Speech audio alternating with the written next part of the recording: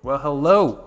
I'm Alex. This is Josh. We are the target audience. Content is made for absolutely everybody, but we think it's specifically made for us and hopefully for you too. Today, Firefly, episode 13, Heart of Gold. I'm getting scared, Josh. I'm terrified. The show is almost over. I've been having a really weird feeling this week. As of the day we're recording this, we did our live stream of the last Star Trek episode of the season earlier this week. And, you know, Star Trek's not over, but we finished that season, and now we're finishing Firefly in the next week.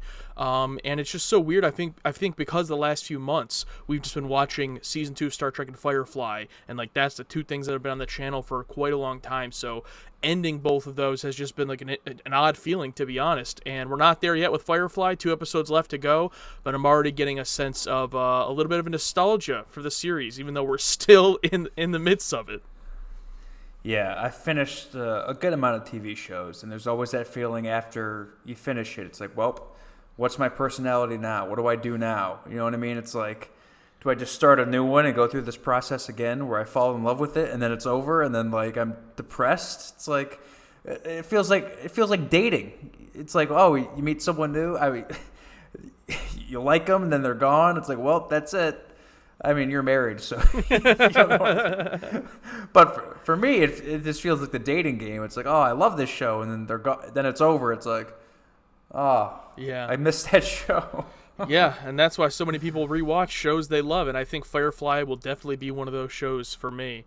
And not to get too emotional or anything here, because we still got 2 episodes left, including the one today, and the movie, Serenity, which I'm very excited for. So no idea what the episode's going to be about. Obviously, it's our first time watching it. If this is your first time here on the channel, the first 12 episodes of Firefly are up already and our reactions to those. So make sure to subscribe. You can finish this series with us, as well as join us for everything else we do here on the channel and become part of the target audience.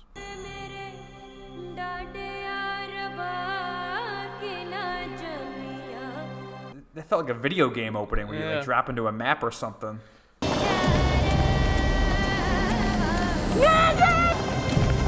Get inside. We ain't open for business. Shut up, whore. Oh my god! How to leave. It's a good thing you haven't left with my baby. Oh, okay. I thought he was looking for River. If this DNA is a match with mine, I will be back for my baby. Oh my goodness. Ain't nobody strong enough. And even if there was, who'd help us? You know what I remember that guy from? Nice. What? Lost. I can't believe I remember that. Got a distress call coming in, some folks asking for help. Well, Maybe I should take that right away. well, it's for her. Huh? The call's for Nara.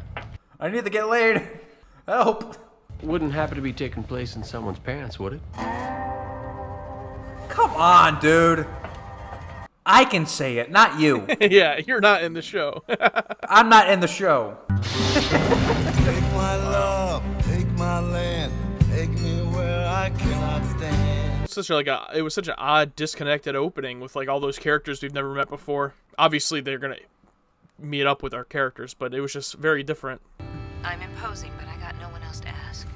It sounds like something this crew can handle. Oh, so I thought she was gonna know Malcolm, but no, she knows Inara, because she's also a companion. That's why he called her a whore. Who'd have thought we'd both end up all the way out here? Who'd have thought? Let me know what your people say. Of course.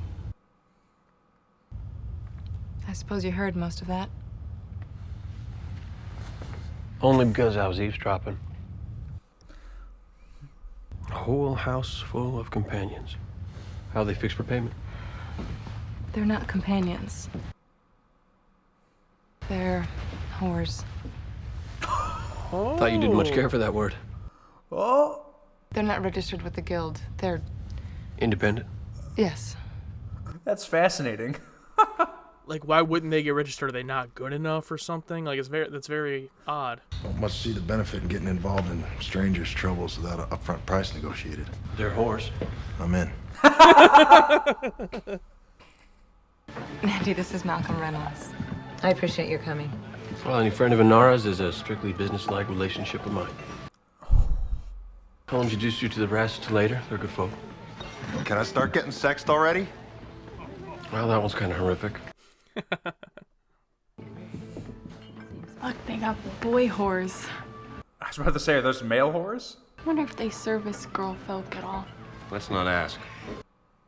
He said, let's not ask.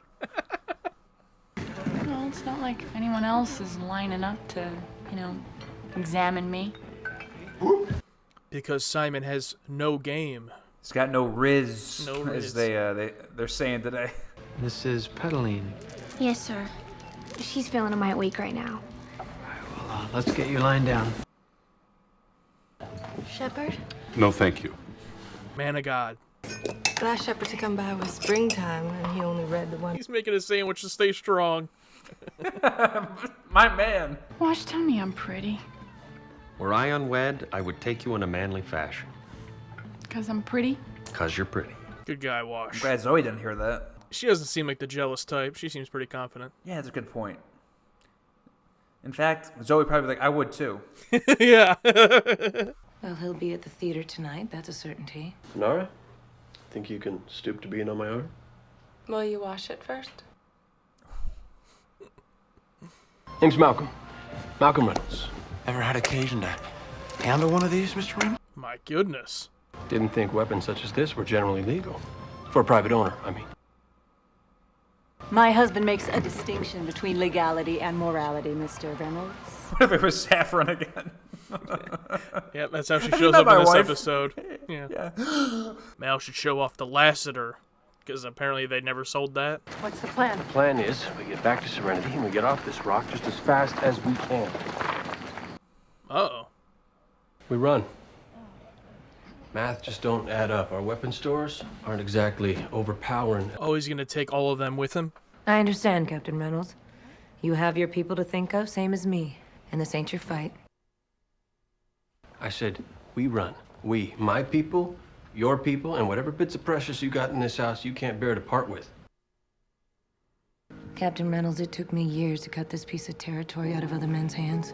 To build this business up from nothing. Andy. It's who I am. I'm not going anywhere. He'll kill you. Kill every last one of them. Rance Burgess is just a man. And I won't let any man take what's mine. Well, lady, I must say, you're my kind of stupid. I'm fair-handed with the hammer, Captain. That's so, Shepard. Been following the footsteps of a carpenter for some time now.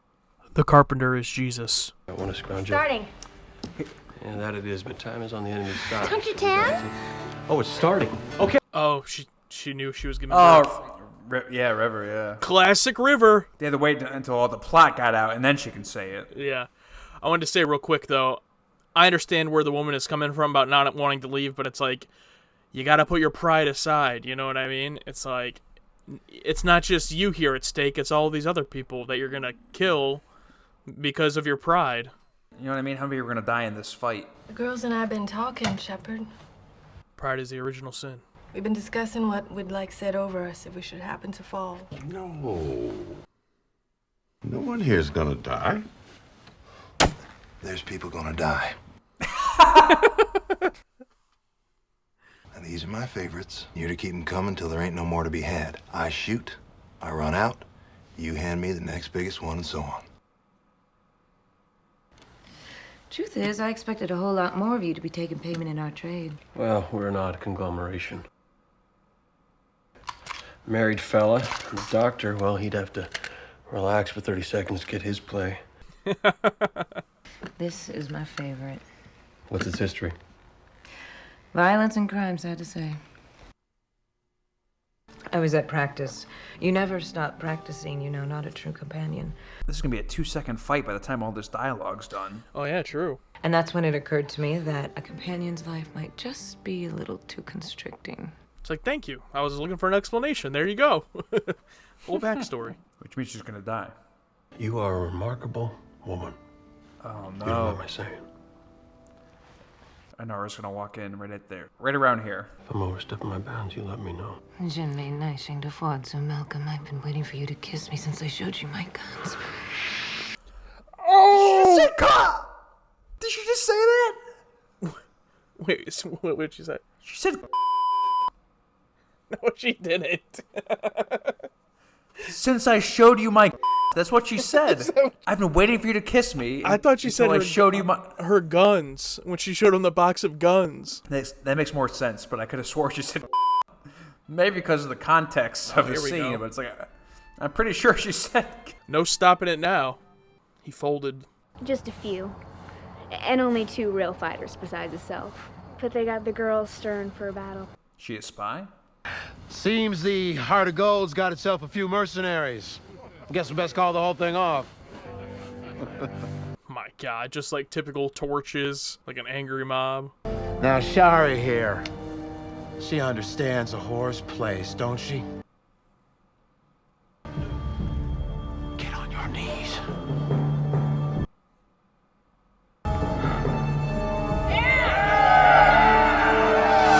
Oh my God. Might as well just stamp evil on that guy's forehead. Oh, here it is. I just had to. Too late now, buddy. You know, I was up. I think in So you took to bed with Nandy. I'm glad. Glad. Yes. She's a dear friend and probably in need of some comfort about now. One of the virtues of not being puritanical about sex is not feeling embarrassed afterwards. You should look into it. Well, I just didn't want you thinking that I was taking advantage of your friend. She's well worth taking advantage of. I sincerely hope you did. I wouldn't say I'm entirely okay. I'm a little appalled at her taste. Oh, damn. Damn. I mean, I don't know. I go back and forth on it. It's like she literally has sex with other people for a profession. So can she really be mad at him, you know? But it is her friend, so I don't know. Tough one. Oh, no. Oh, well, no. There you go. But she knows there's no strings attached with her job and her profession. But, you know, Mal having sex, it's not, you know, a business. It's, you know. Yeah. Oh, honey, don't worry. You'll be in Deadpool in 14 years. You ladies and gentlemen all locked and loaded? Oh, girl, that is just plain dirty. Jane, you are aware your radio's transmitting? Because I don't feel particularly girlish or dirty. Oh my God, she was in damn. labor all night? I think labor is pretty long. It can be, yeah, for sure.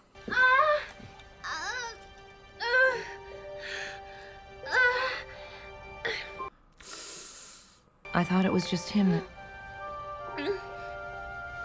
Andy, believe me, I'll be fine. But you won't be fine as friends. I know you're delivering this baby, but I had sex with him. Yes, I know.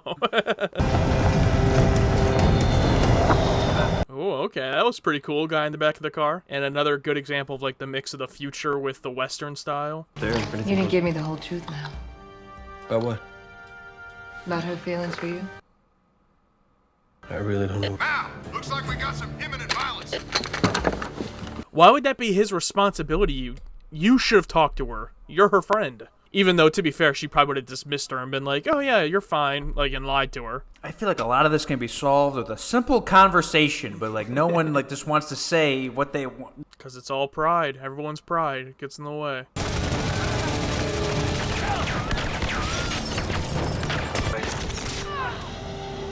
Got him. Ooh, nice. What? Oh, damn. He's got a Superman laser?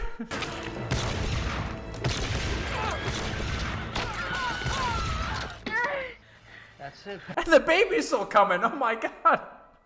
Imagine being that baby. I was born in the middle of a shootout. It's a boy. Healthy.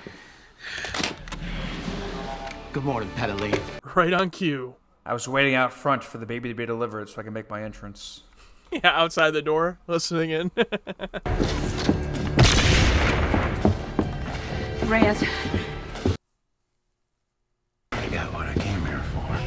ain't leaving here with it. This is my blood, woman. No. This is your blood. Ooh.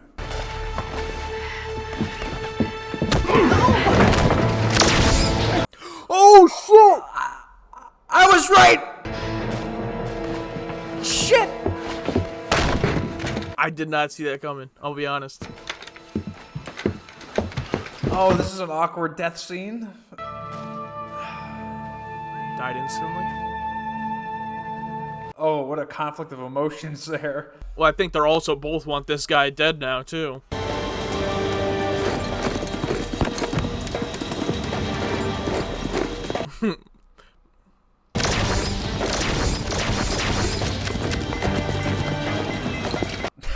Check battery. Get the fuck out of here.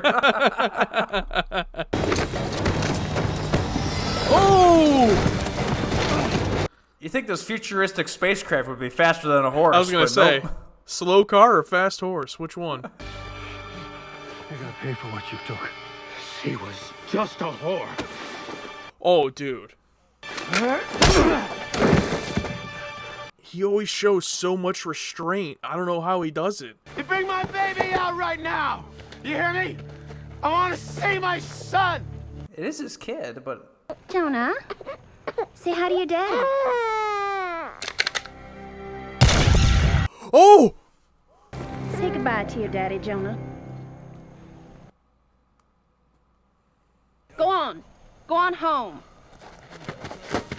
Holy shit. You go with them. Oh, how'd she know? Amazing grace. Damn, another funeral. How sweet. The sound I know this song. that I think those girls will do all right. She taught them well. I'm glad you were with her last night. I am. Yeah, I wish I never met her. And I wouldn't have failed her. I ain't looking for anything from you. I'm just feeling kind of truthsome right now. Life's just too damn short for ifs and maybes. I learned something from Nandy. The family she made. The strength of her love for them, it's what kept them together. With that kind of strength, you get tied to it. Fucking make out. Come on. There's something I should have done a long while ago. She stabs him. I think she's leaving. I'm leaving. Fuck! You called that! No! Damn, dude, I knew it. Fuck you, Josh, you piece of shit. It's my fault. Is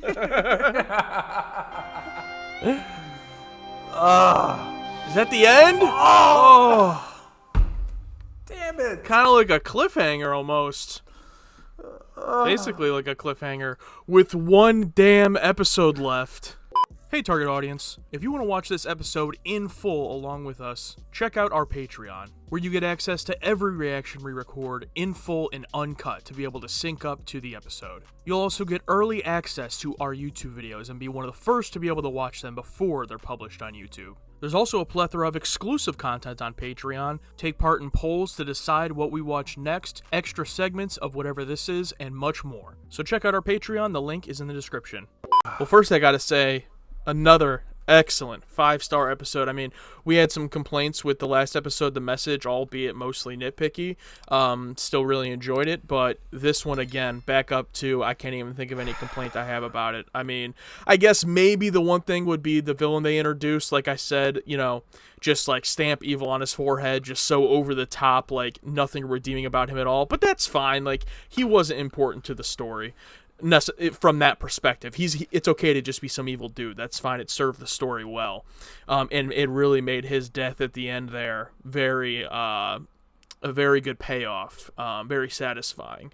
But man, just a crazy good episode. Yeah, what are your thoughts? Yeah, you can tell throughout, it's like, okay, we're not focusing on this battle at all or developing this villain at all. It's all just dialogue in this fucking house.